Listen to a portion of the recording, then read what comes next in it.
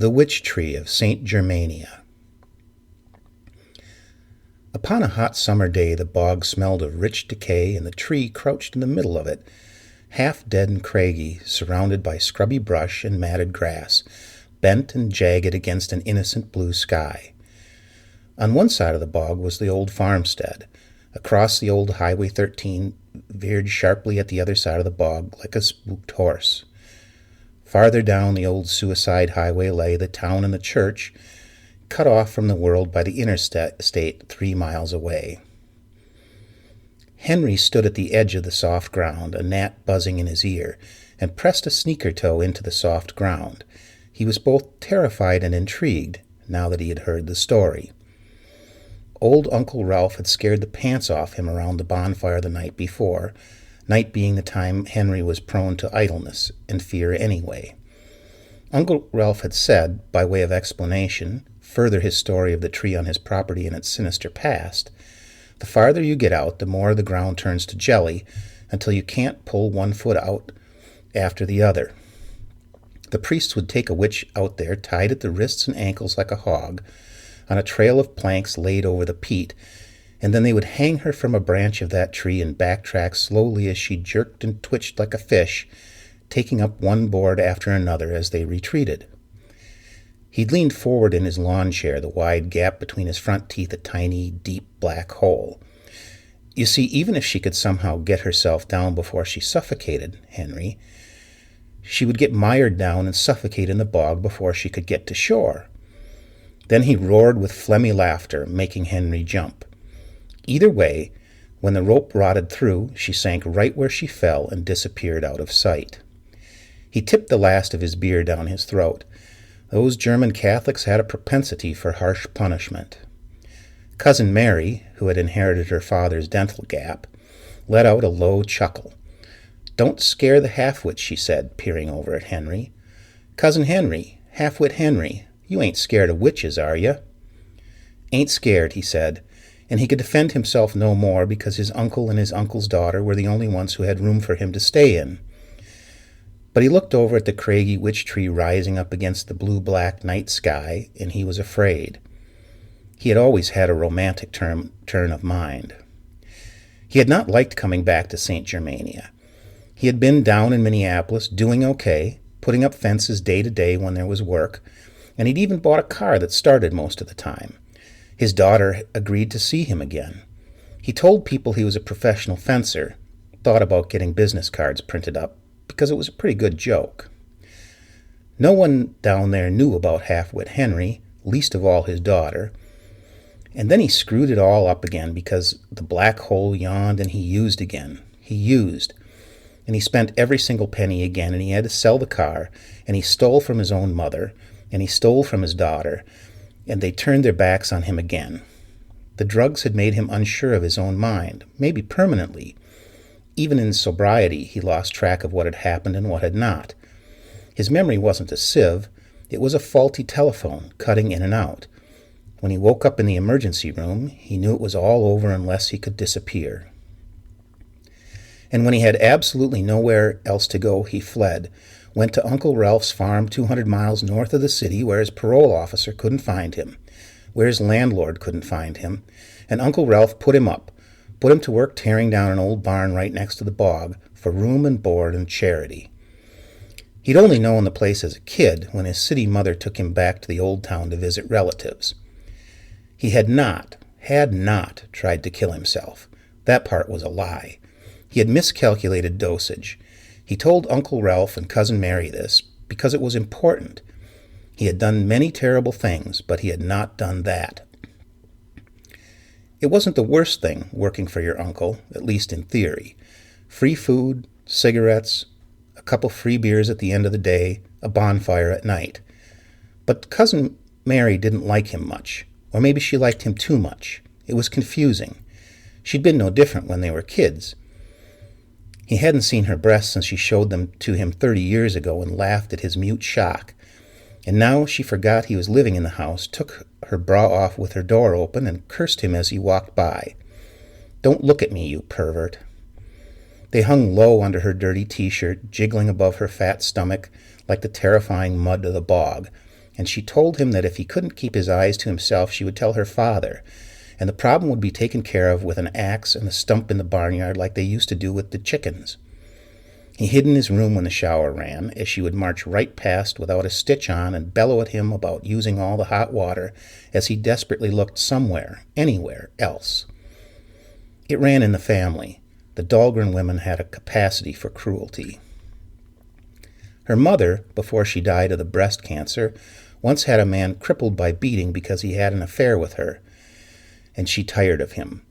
Now, as if Mary sensed his conflicted thoughts on the witch tree and what might lie about its roots, she would come find him standing at the edge of the bog during the day.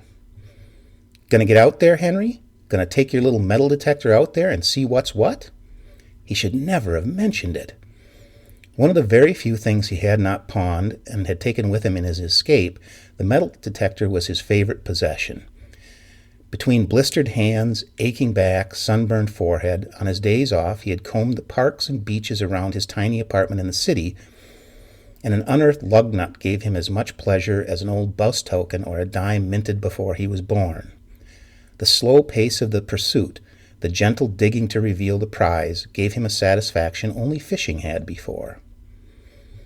Of course he dreamed of the big score, devoured stories of him.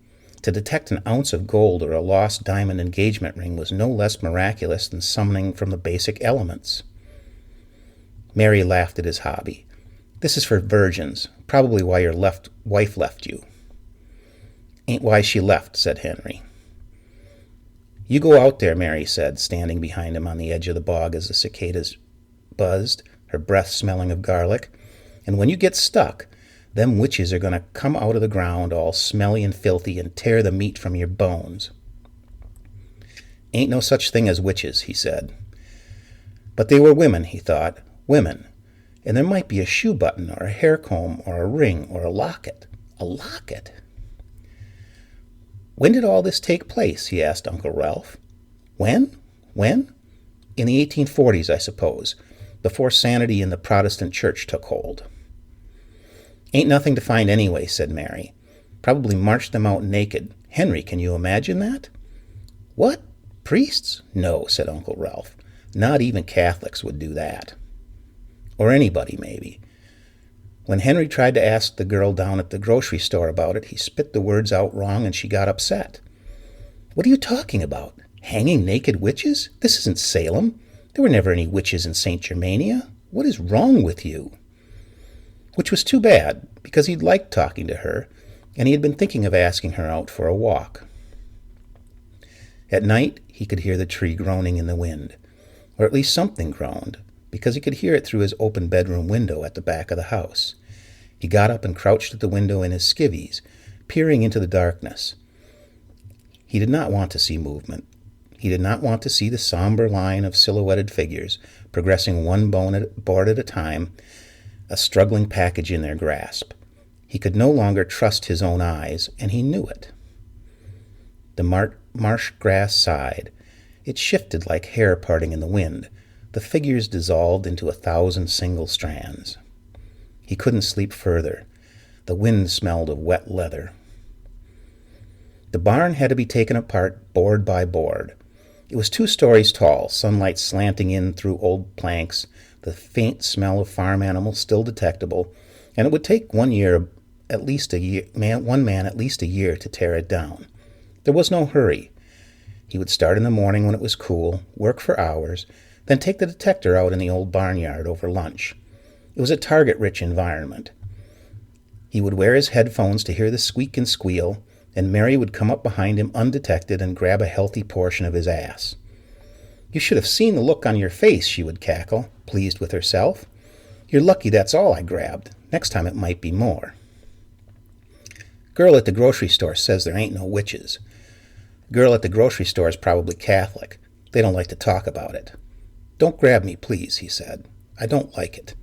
"Oh, you don't like it? Wonder why you keep staring at me." "Ain't staring." "Anyway," she said, "some of them made it a little way if they managed to get free, you know?" She leaned close, just by sheer desire not to die. "They would get stuck halfway, and then the crows would be at them. That's what I've heard. I'd keep my window closed if I were you. They know it was men who did them in. This did not make sense to Henry, professional fencer, but he was never the fastest to grasp things. What he did notice was that in the barn there had been some really old boards used. Farmers are like this, unsentimental, and they will use the bones from an old structure to build a new one, or the headstone of someone they never knew as the step to the dairy barn. In this barn there were old boards, and there were really old boards. Most of the planks were skinny, either 2x4s or thin clapboards barely wide enough to hold 2 nails. But among them were boards that had obviously come from elsewhere. Broad, milled by hand, they still bore the square nail holes of their previous life. Finding them, here and there where they fit, was like a puzzle. Henry liked puzzles. The old boards struck him as part of a puzzle, and he stacked them separately, nearer the bog. At night, he did not want to look out the window. The hard work made him sleep like a log, and he always woke with a start. What eyes were those that shined out of the bog? What weight did he feel on his chest to startle from a dead sleep? To see a rotund female form retreating down the bed, gone so fast he could not be certain it happened at all. In the yard on his time off, he used the metal detector and unearthed the shoe button, the broken blade of a knife, the remnants of a tin can. The metal spoke to him from the earth, squawked and squealed and growled in his headphones, and every once in a while he thought he could hear some tinny voice, mechanical, indecipherable, except that sometimes it laughed. "You tell me when you go out there," said Mary, "so I can point and laugh when you get stuck." "Don't go out there," said Uncle Ralph. "Use what little sense you've got." As for Henry, he could only imagine the objects that might be just below the surface around the witch tree. Muddy footprints appeared running down the hallway and into his room during one night. Henry stepped in one with his bare foot on his way to the bathroom, shrieked, and woke both Mary and Uncle Ralph. Their heads popped out of their doors. Ralph yelled, "What are you doing?" And Henry just pointed, mute, at the god-awful footprints tracking to his bedroom. Mary was bent at the waist, following the prints like a bloodhound, and she said, "Looks like Henry's boots." "Not," said Henry, but she shoved past him in the doorway to his room, her body pressing up against him, and she returned in a moment with his work boot in her hand, the mud still dripping from it. "You lie," she said. "You were always a liar. What have you been doing out in the bog?" "I haven't been there," he said. "I have not. I have been asleep."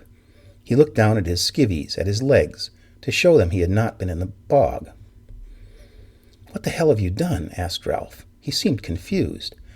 "I have been nowhere," said Henry. "I have been asleep, and more than that I do not know." "Stay out of the bog," Ralph told him. "I told you to stay out of the bog. It's dangerous." He lit a cigarette. "Well, I'm up." Mary's mouth took its cruel curve, and she threw the boot at him. "Clean up your mess. Do it now, before you go back to bed." In the morning, short of sleep, Henry pulled boards loose with his crowbar, already sweating through his shirt. Here was another old board, painted barn red, but even that red faded and streaked, square nail holes blackened by time, and here, the 5 deep-pointed scratches that dragged raggedly for more than 2 feet, terminating abruptly. He ran his fingers along the scratches as he laid it on the special pile, and he looked out at the stunted, bent tree in the middle of the bog. There might be out there nothing, or there might be a thing or two worth enough to get him out of this place, this situation. He looked out over the bog, smoking one of the 4 cigarettes a day they allowed him, and in his mind laid each of the boards end to end until they reached the tree, in the way he would have measured out fence posts. He was short, too. That night the mare came and sat her big dark buttocks upon his chest, and he woke with a start, unable to move, and a woman's dark face floated above him, her eye sockets dark, her open mouth filled with jagged teeth, and he could smell her foul breath. It smelled of peat and rot, and the sickly scent of lawn clippings left in the sun. He tried to speak, to force out a word, but she cackled in the metallic sound he had heard through his headphones, and rose up off his chest in a column of black smoke. Mary was suddenly very near, her face dark, her fat hand retreating from his nose and mouth, and she said, I can put you face down in that bog before you know what's happening to you, you half-wit, and you can be sure of it." At breakfast he said to Uncle Ralph, in a whisper since she wasn't up yet, "I think Mary don't like me." "She likes you fine. What are you talking about?" I think she's been in my room at night. She sleeps like a log. I think something's gone wrong in that head of yours, Henry. She told me you've been looking at her wrong." "No, sir. No, sir. That has not been the case." Since he had nothing else to say, he stalked out to the barn, but he had a puzzle to solve, a pattern to complete. Somewhere in that tall, sun-slatted barn, the 2 final boards remained. He ran his hands along the wood, pulled out the old junk that was everywhere, and there was another board, making up the long side of a feed bin. He pried it free with his hammer, and it screamed, releasing a puff of sawdust that flew into his eyes and made him blink. He tore off his work gloves and pawed at his eyes, and in the watery sheen he saw the hunchbacked figures moving slowly, carrying their horrible load. She was dressed in black, skinny and awful, struggling against the ropes that bound her, and with a great screeching cackle she broke free and soared toward the roof, and then he could see it was a crow, of course, not a woman. And as his eyes followed it, he saw the last board, the final piece to the puzzle, stretched between the rafters high up in the barn's ceiling. He stood 2.5 stories down and looked up. They had hidden their handiwork, tried to bury their shame. They had dismantled the evidence of their crime and hidden it in plain sight, high up in the barn's broken back. He set his ladder against the wall, climbed high into the dusty air of the barn, and leaned to hook the claw of his hammer into the big board. The nails at his end came loose, and the board hung for a moment, as if it might hold, and then tore loose from the other end, twirling toward the floor. There it snapped in half, and he cursed. This was not what he needed. Back down on the floor he surveyed the damaged board. It could be put back together with a bracing board, perhaps, though he had a vague sense that this would render it useless. With the last board in his special pile, he went to the house for dinner. The sun was already low. There he was confronted by Mary and Uncle Ralph. "What the hell is the matter with you?" asked his uncle. "What?" "Come here," said Mary. "Come here, you little pervert."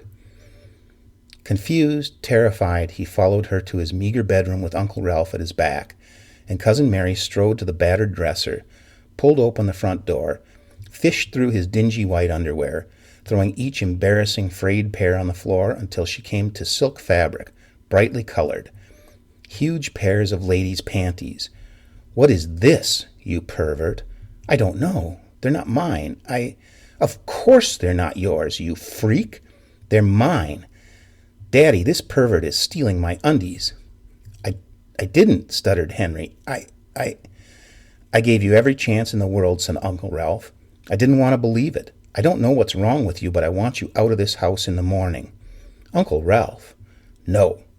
"Tonight," said Mary. "I don't feel safe." "Tomorrow morning," said Uncle Ralph.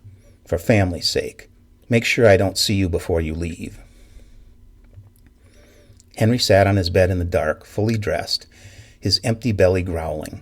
He sat like a statue, like the cherub on a headstone, as the night came on. He could hear them moving about the kitchen, the living room, the quiet babble of the television. When he heard them getting ready for bed, he prepared his equipment: metal detector, trowel, backpack, tiny flashlight, knife. The house became silent. Henry crept from his room, easing along the wall, avoiding the squeaky floorboards.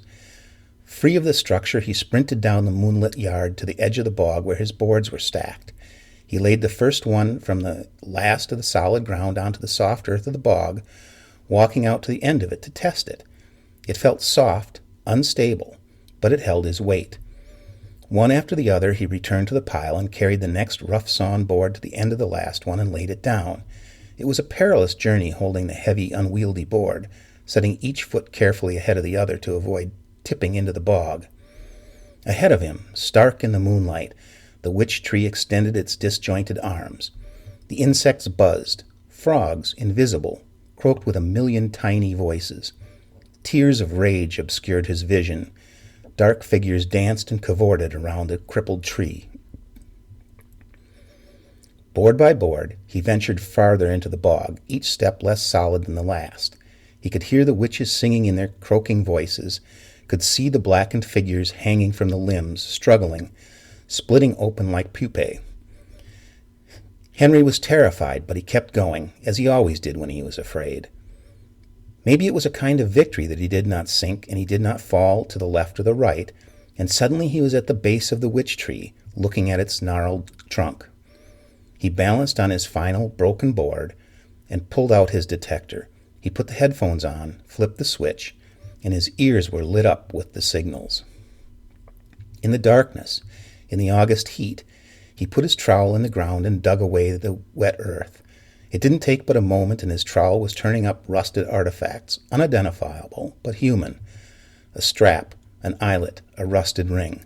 The ground was rich with it, so much so that he pulled the headphones down around his neck and just dug, and the rusted metal came up like buried treasure, but all scrap, until he unearthed the precious stone set in a ring still wrapped around a desiccated finger bone, and then a mud-covered brooch of some kind, covered with mud, that glinted with gold when he scraped at it with his thumb.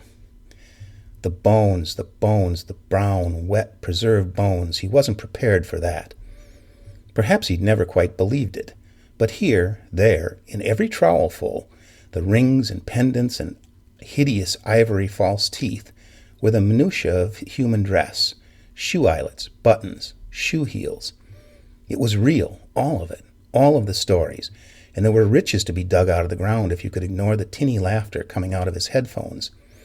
Or even closer, more real, actually real, until he looked up and saw Mary was there, in the dark, laughing in her cigarette-phlegmy voice, already 3 boards back, having pulled those back with her, so that an unbreachable length of bog had been opened up between him and safety. She lit a cigarette, standing on the narrow board, out of reach. "How's it going, Half-Wit Henry? Found treasures?" "No," he said, "just a bunch of junk."